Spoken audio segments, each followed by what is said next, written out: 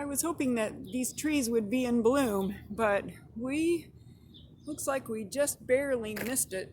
If I zoom in close, you can see that there are definitely buds, and so it won't be long until this tree is just completely full of beautiful red flowers. And so here's Kresge Courtyard for you guys.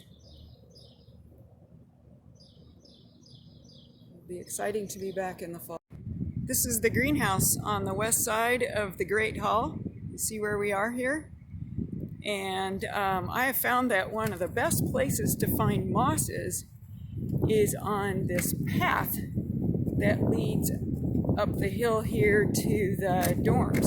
So I'm going to walk up there and see if we can find some moss. So you can see on both sides of this path there are lots of mosses down on the ground. So these are all mosses, and as we get close you can see that some of them have these little structures sticking up. And so these little structures sticking up, those are the reproductive parts of the sexual reproductive parts of this moss.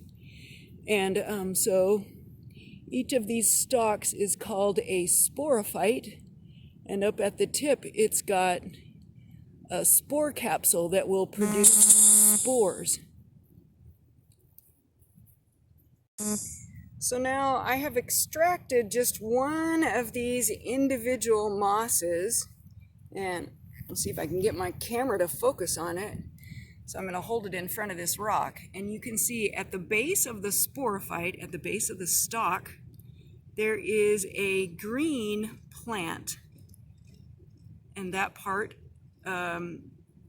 that's what we typically think of as the moss, that green plant at the base of this stalk.